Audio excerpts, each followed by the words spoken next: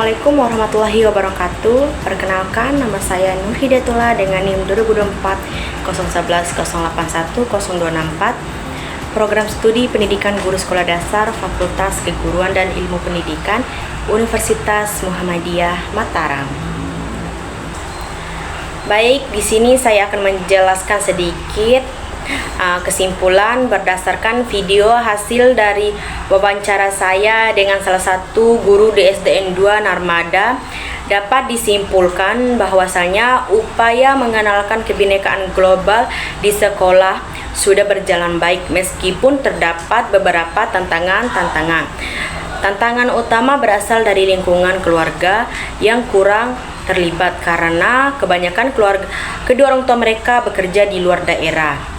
Dan yang kedua itu pengaruh penggunaan HP yang cukup besar terhadap fokus belajar siswa. Selain itu, pembiasaan nilai budaya seperti seni dan musik belum optimal, sehingga berdampak pada keterampilan dalam kesenian. Kebetulan sekolah itu tidak memiliki kepala sekolah tetap selama 1 tahun.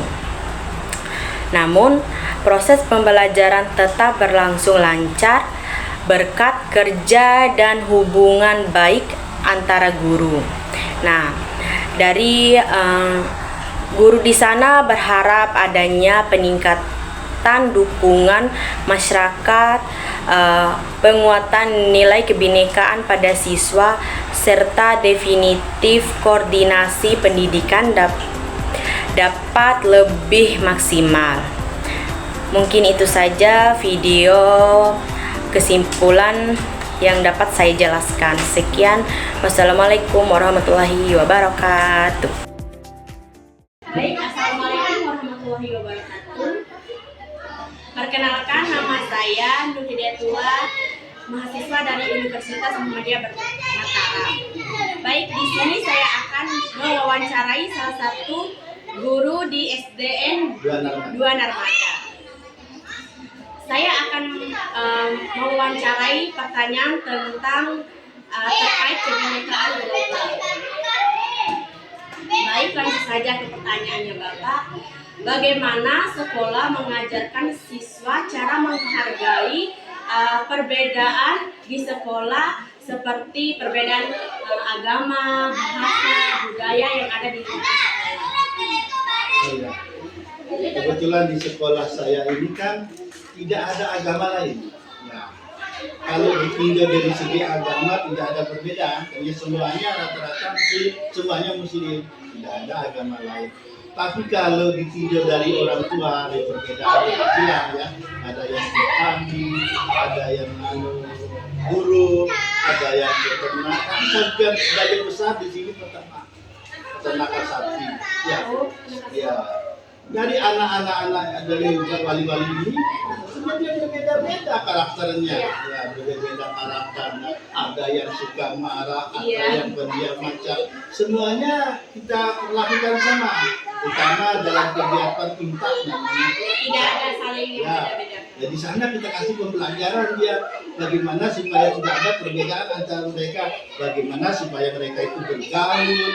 Nggak ada dulu, terserah dia itu anak kandung jadi petani bapaknya, atau bayi atau guru, nggak kita bedakan. Ya, terutama di sekolah ya, tidak sama dari kita bedakan. Dalam pergaulan juga begitu. Ya, kita perlakukan sama. Kalau kita perlu dia berkelahi, kita panggil orang tuanya. Kalau cuma kalau dari segi agama nggak kita bedakan karena semuanya kan Muslim. Pertanyaan kedua ini, menurut Bapaknya, nilai apa yang penting ditanamkan kepada siswa terkait kebinekaan global? Ya, kalau dari segi nilai-nilai Pancasila harus terbiasa di sekolah.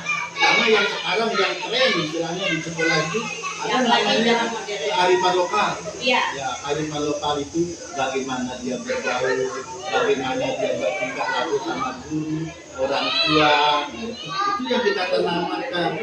Kegiatannya itu dari sosialisasi modelnya.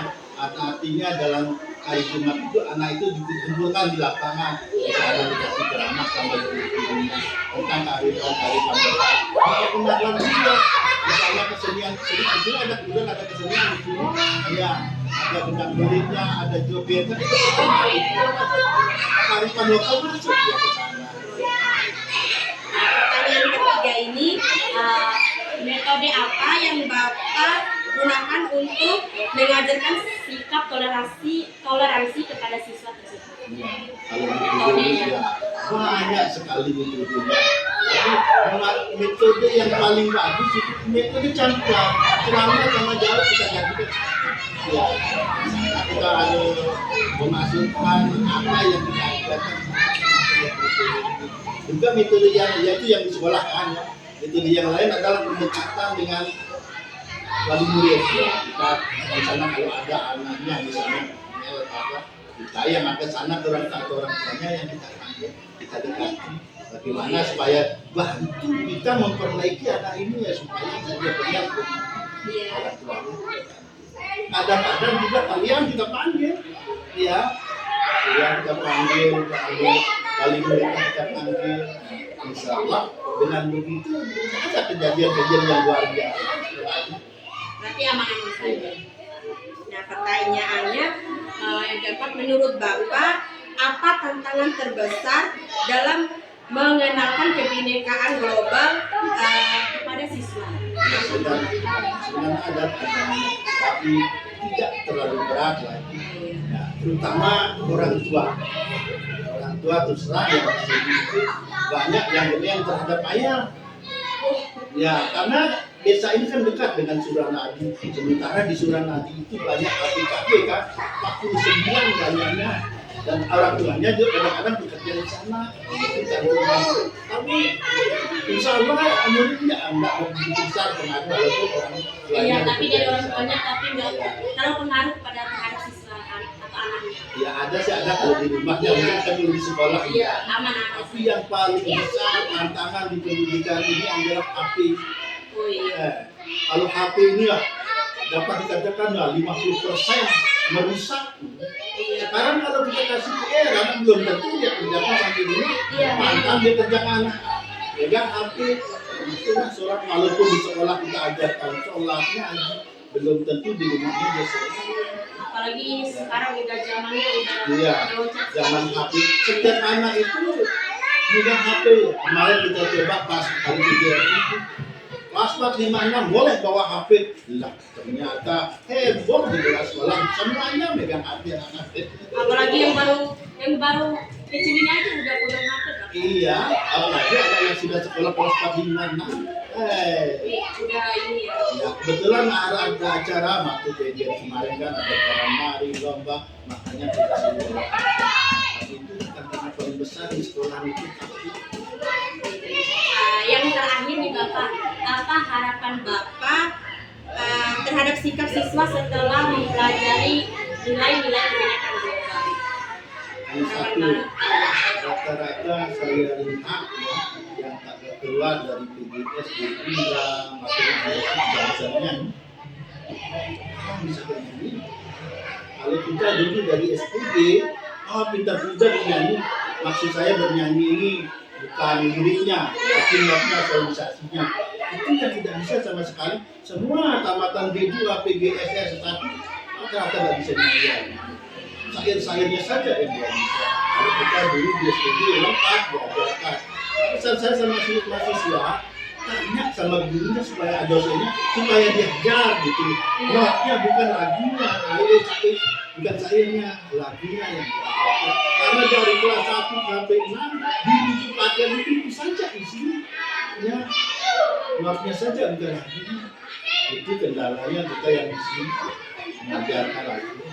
Kalau harapan Bapak untuk sekolah ini bagaimana?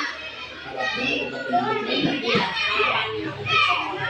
Iya, harapannya sih bagaimana supaya proses belajar mengajar itu berjalan lancar, masyarakatnya mendukung, biar efektifnya juga lagi. Kebetulan sekarang ini belum ada kepala sekolahnya kan? Ada. Itu bapaknya. Saya masih PLT. Masih kira bapaknya. Kalau saya masih ada kerja, makanya kan wawancara kerja ini kan. Mungkin ada ke sekolah Belum ada. Sudah 1 tahun belum ada kepala sekolahnya. tapi bagaimana nih anak-anak saya Aman-aman saja, bos, aman semuanya. yang maksudnya sama aja ada ke sekolah sama nggak ada itu sama berarti aman Cuma ya, dengan sesama guru tidak ada perbedaan saya dengan guru sama, tidak ada istilah bawahan atau sama. Makanya saya jarang di sini, datang di ruang guru saja gitu. mungkin itu saja Bapak, terima kasih atas waktu dan tempat yang telah diberikan kepada saya.